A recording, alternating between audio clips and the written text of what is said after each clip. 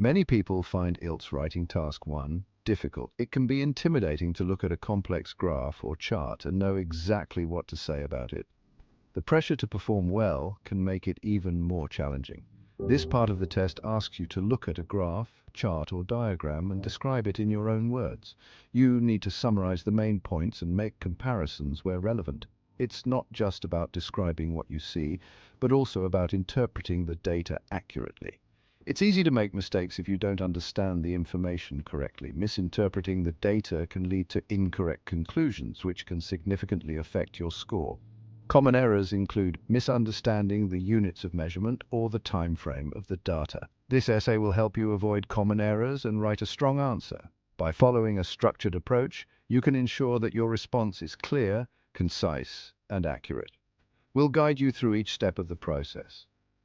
The first step is to carefully study the graph. Take your time to understand what it represents. Look at the overall trend before diving into the details. This will give you a good foundation for your analysis. Look at the title, labels, and units of measurement. These elements provide essential context for understanding the data. The title will tell you what the graph is about, while the labels and units will help you interpret the information correctly. Understanding these basic elements is crucial for accurate interpretation. Without this understanding, you might miss key details or make incorrect assumptions. Always double-check these elements before you start writing. Once you're sure what the graph is about, you can start analyzing the data. Look for patterns, trends, and significant changes. Compare different data points and think about what they mean. This analysis will form the basis of your written response.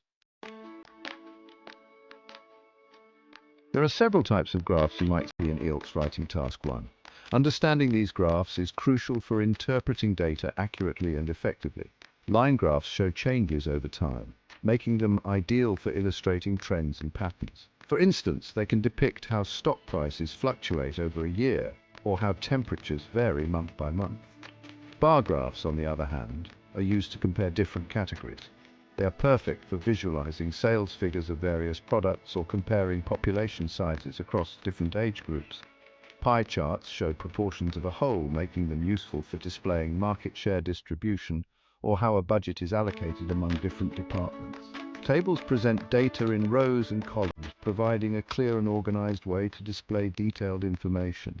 They are often used in presentations to highlight specific data points. Each type of graph has a specific purpose and highlights different aspects of data. Knowing which graph to use can help you convey your message more effectively. For example, a line graph is excellent for showing trends, such as the unemployment rate over several years or a company's revenue growth over time.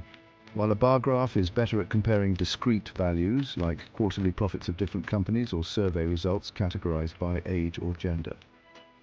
Knowing how to read each type is important for accurate interpretation. This skill is essential not only for exams, but also for making informed decisions in real-life situations. One common mistake is overgeneralizing. This means making broad statements that aren't fully supported by the data. For instance, if a graph shows a slight increase in sales, you can't conclude that the product is very popular. Instead, stick to the facts presented in the graph. Use cautious language like slightly, moderately, or significantly to describe changes. Avoid making assumptions or drawing conclusions that go beyond the provided information. Section 4. Focusing on key trends, not small details. Another mistake is getting lost in minor details. Don't try to describe every single fluctuation in the data. Instead, focus on the overall trends and patterns. Ask yourself, what are the most important changes or differences shown in the graph?